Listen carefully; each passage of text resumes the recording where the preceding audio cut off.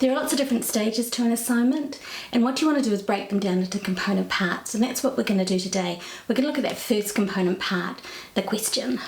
So you want to understand exactly from the beginning what is being asked of you before you even start looking for resources, because you could wind up taking the wrong path. The last thing you want is to wind up with a marker who thinks you've written a great assignment but that you've missed the question. So let's get on to thinking about the question. We're going to do that 3 ways. We're going to respond, we're going to analyse, and we're going to build. We're going to focus in this video on step 1, responding to the question. So to do this, let's start with a really strange essay question. Discuss why the grass is green using 2 examples. Step 1 is respond, and we're going to respond in 2 different ways. We're going to do it through waves and ripples. The waves are for those moments when you feel overwhelmed and not quite sure what path to take, and the ripples are for that next phase. So Granger is an academic and is talking about her own experiences with dyslexia and academia, and that's what inspired this idea of thinking about the wave and how to manage that tidal wave of information. That question, what do you think, causes a flood of ideas from this hurricane. What's the point? A chaotic mess just sent me in sensory overload, and for a moment a small tidal wave just disorganised everything I have to offer. There is no single answer that could possibly sum up what do you think.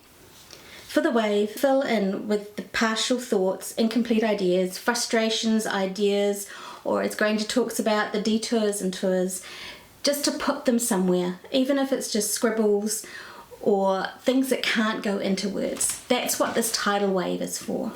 We can have these gremlin voices that tell us we're not good enough. Remember that these are old voices. Look at what you have achieved since then, and the ripples are going to take you to that next step. For the ripple effect, this goes on those tours and detours in a slightly different way. You start with a blank piece of paper and then you draw the ripple of thought. The question is the pebble dropping into the water and you're following the ripples out.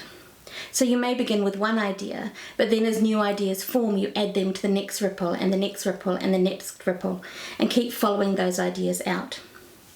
You don't know where you're going to end up, and that is fine. The aim is to let go and let all of the ideas run through your head and onto the paper. If you initially feel stuck or overwhelmed, just take a moment and breathe, and then get started. It doesn't matter in any way where your thoughts go. It's a chance to put them somewhere. So you never know where you're going to wind up with the ripples. Like me, you might even wind up with another question of why is milk white? This is not the time to limit your ideas.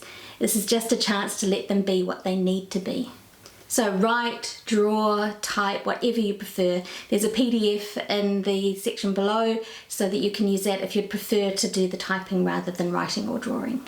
So ripples may take a little bit of getting used to, especially if you've been trained out of following those different ideas that you've got. So much of dyslexic thought and dyslexic knowing is dismissed, and you wind up with this focus on just trying to remain focused. But dyslexic brains don't do that. They have this incredible ability to make connections for obscure things. So if you think about it, if you're having to try and focus in on something narrow, you're actually using an awful lot of energy, and you might actually be missing out on some really important ideas. Responding is step 1. It is your initial response to the question. In the next 2 steps, we unpack the question by analysing and using these ripple pages as a link. Please subscribe and hit notifications, and like if you found this useful. All the resources that I have discussed today are in the section below.